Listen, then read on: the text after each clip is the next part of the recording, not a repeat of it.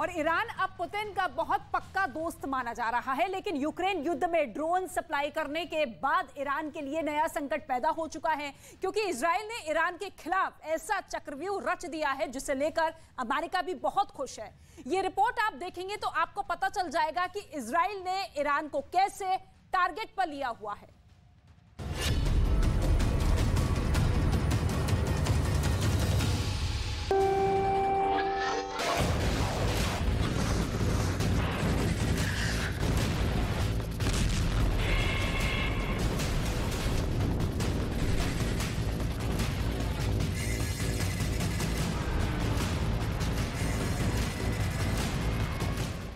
रूस और यूक्रेन के बीच जारी जंग को 11 महीने से ज्यादा का वक्त बीत चुका है। इस जंग की एक हकीकत यह भी है कि इसकी वजह से यूरोप का शक्ति संतुलन बिगड़ चुका है और अब यूक्रेन जंग का असर पूरी दुनिया पर भी दिखने लगा है। इसकी मिसाल है दुनिया में अमेरिका और नाटो से खफा देश अब लामबंद होने लगे हैं। यानी दुनिया अब दो खेमों में बढ़ चुकी है। एशिया में ताइवान ही नहीं बल्कि खाड़ी में भी यूक्रेन जंग का असर पड़ रहा है। ईरान एशिया का वो मुल्क है जिस पर यूक्रेन जंग के दौरान रूस को कामिकाज़े ड्रोन मुहैया करवाने के आरोप लग रहे हैं और इस मदद की एवज में रूस ईरान को उसके परमाणु हथियार प्रोजेक्ट में मदद और उसे अपने खतरनाक लड़ाकू विमान देकर उसकी सहायता कर रहा है। और यही एक बड़ी वजह है कि 2023 की शुरुआत से ही ईरान और अमेरिका के बीच तलवारें खिंच चुकी हैं। साल 2023 की शुरुआत एक खतरे से हुई है। खतरा अमेरिका और ईरान के बीच होने वाली जंग का। यूक्रेन जंग में रूस की मदद करने के आरोप से घिरे ईरान के अमेरिका से खराब रिश्ते और भी ज्यादा तल्ख हो गए हैं। जुबानी जंग के तरकश से निकले शब्दबाण अब खतरे की सीमा लांघने लगे हैं। अब वॉर ऑफ वर्ड्स का खतरा रियल वॉर के खतरे में तब्दील होता दिख रहा है। यकीन मानिए, अगर इस बार ईरान और अमेरिका के बीच जंग हुई तो दुनिया तीसरे विश्व युद्ध की आग में जल सकती है।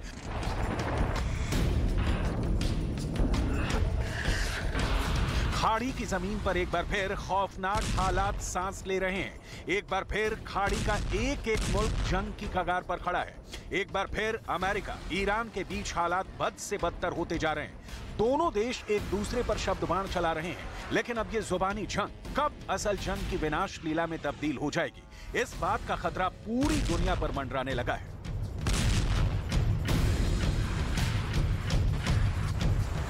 पूरी दुनिया को इस खतरे का अक्स भूमध्य सागर में नजर आ रहा है, जहां इस वक्त अमेरिका और इजराइल अब तक का अपना सबसे बड़ा युद्धाभ्यास जुनिपर ओक 23 कर रहे हैं। पश्चिम मीडिया रिपोर्ट्स के मुताबिक अमेरिका और इजराइल के बीच इस युद्धाभ्यास का मकसद ईरान को यह संदेश देना है कि यूक्रेन में जारी जंग अमेरिका का ध्यान नहीं भटका सकती है। इसके साथ साथ ही चीन को भी इस युद्धाभ्यास से यह संदेश देने की कोशिश की जा रही है कि वो किसी गलतफहमी में न रहे और अमेरिका किसी भी समय अपने बड़े सैन्य बल को कहीं भी भेज सकता है। अमेरिका और इजराइल के बीच ये युद्धाभ्यास कितना बड़ा है, इसका अंदाजा आपको इस वॉर एक्सरसाइज में शामिल सैन्य बलों और उनके हथियारों की तादाद से हो जाएगा।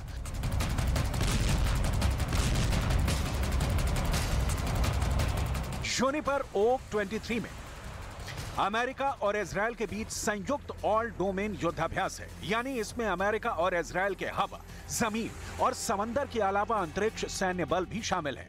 अमेरिका और इजराइल के बीच जुनिपर ओक 23 एक्सरसाइज 27 जनवरी तक जारी रहेगी।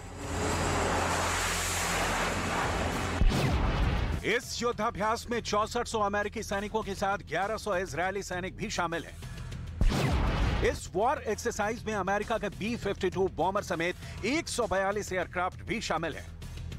जुनिपर ओक 23 में शामिल 142 एयरक्राफ्ट में से 100 अमेरिका के हैं।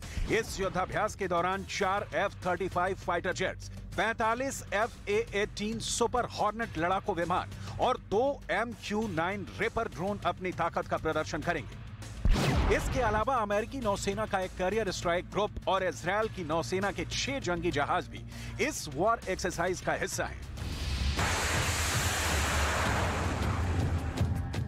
ये तो रही अमेरिका और इजराइल के बीच सबसे बड़े युद्धाभ्यास की बात, लेकिन सवाल ये भी है कि आखिर अमेरिका और इजराइल को यूक्रेन जंग के बीच दुनिया के सामने इतने बड़े पैमाने पर अपने शक्ति प्रदर्शन की जरूरत क्यों पड़ी? तो इसका जवाब है रूस और ईरान के बीच बढ़ती नजदीकियां। इसके अलावा ईरान में सरकार ने हिजाब को लेकर प्रदर्शन को कुचलने के लिए हिंसा का इस्तेमाल किया। उसको लेकर भी ईरान सरकार पर बड़ा सवालिया निशान लगा हुआ है। अमेरिका ने इन तमाम मुद्दों को लेकर ईरान पर एक नहीं बल्कि कई प्रतिबंध लगा दिए हैं। The United States took further action today, concurrently with the United Kingdom and the European Union, to promote accountability for the Iranian regime's human rights abuses by imposing sanctions on 10 additional Iranian individuals, including Iran's Deputy Minister of Intelligence and key commanders in the Iranian Revolutionary Guard Corps, as well as one additional Iranian entity.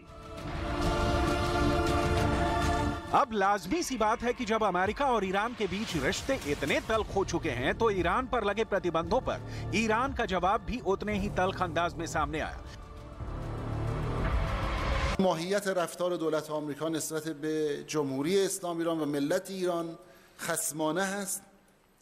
به ویژه در بحث تحریم ها دولت آمریکا مرتکب نقض فاحش و گسترده حقوق بشر علیه ملت ایران شده و تحریم‌های ظالمانه یک جانبه و گسترده دولت آمریکا. लेकिन Iran के ये तल्ख तेवर सिर्फ America तक ही महदूद नहीं है। दरअसल यूरोपियन यूनियन ने भी ईरान में मानवता अधिकारों के उल्लंघन के लिए ईरान पर कड़े प्रतिबंध लगाते हुए ईरान की सेना के रिवोल्यूशनरी गार्ड्स कोर को एक आतंकवादी संगठन घोषित करने की मांग की है। और अगर ऐसा हो गया तो ये ईरान के लिए एक बड़ा धक्का होगा। जाहिर सी बात है यूरोपियन यूनियन की ये मांग ईरान के गले उतरने वाली नहीं है और हुआ भी वही। ईरान ने यह ऐलान कर दिया कि अगर यूरोपियन यूनियन ने ईरान पर प्रतिबंध लगाए तो उसके तमाम सदस्य देशों को इसके गंभीर नतीजे भुगतने होंगे।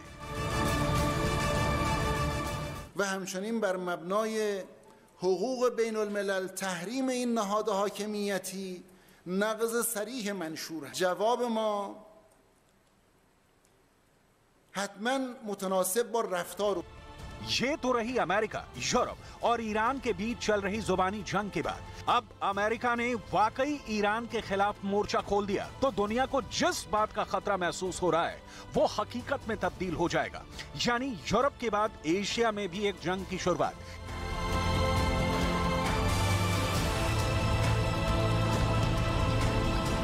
ये दीगर बात है कि ईरान अमेरिका से जंग की चाहे कितनी भी तैयारी कर ले, लेकिन वो ये बात अच्छी तरह से जानता है कि जंग के सूरत हाल में वो अमेरिका को कभी हरा नहीं पाएगा। और इसकी एक सबसे बड़ी वजह ये भी है कि ईरान के आसपास अमेरिका के एक नहीं बल्कि कई आर्मी बेस हैं। दरअसल अमेरिका के मध्य एशिया और उत्तरी अफ्रीका के 14 देशों मिस्र, इजराइल, लेबनान, सीरिया, तुर्की, जॉर्डन, इराक, कुवैत, सऊदी अरब, यमन, ओमान, यूएई, कतर और बहरीन में सैन्य अड्डे हैं। यानी ईरान के चारों तरफ अमेरिका के 14 सैनिक ठिकाने हैं। इसके अलावा खाड़ी के 7 देशों में अमेरिका के 54,000 सैनिक तैनात हैं।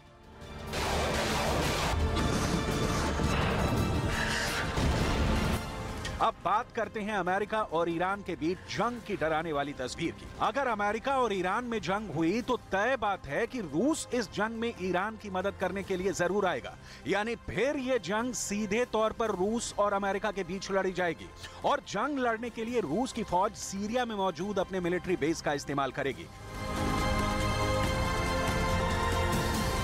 यानी साफ तौर पर सीरिया भी इस जंग में शामिल हो जाएगा। ऐसा हुआ तो इस जंग को वर्ल्ड वॉर में तब्दील होते जरा भी देर नहीं लगेगी।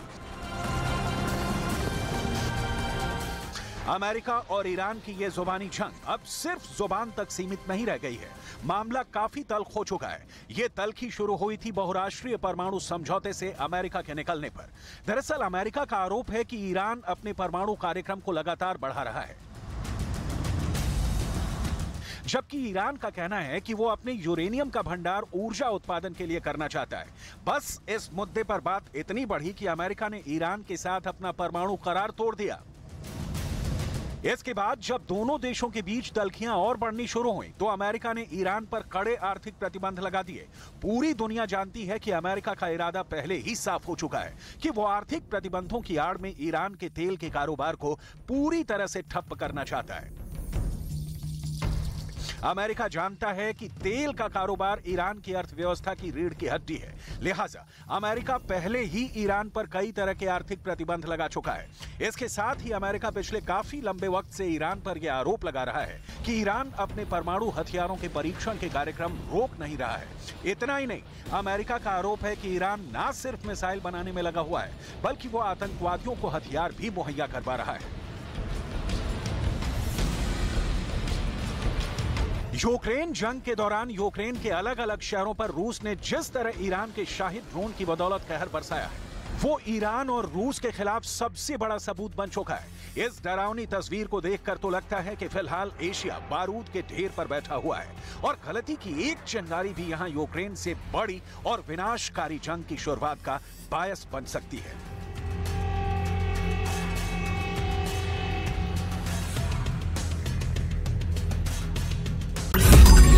मैंने नहीं देखा इस तरह का चीट, इस तरह का क्रिमिनल माइंड पूरे जेल स्टाफ को ब्राइब कर देगा। मैं सोच भी नहीं सकता था। गवर्नमेंट फंक्शनरी को इम्पर्सनेट करता था, आवाजें बदलता था। टारगेट भी बहुत पावरफुल धनवान लोगों को करता है। ये एक ही चीज से रुक सकता है, अगर आप इसकी जीभ काटें।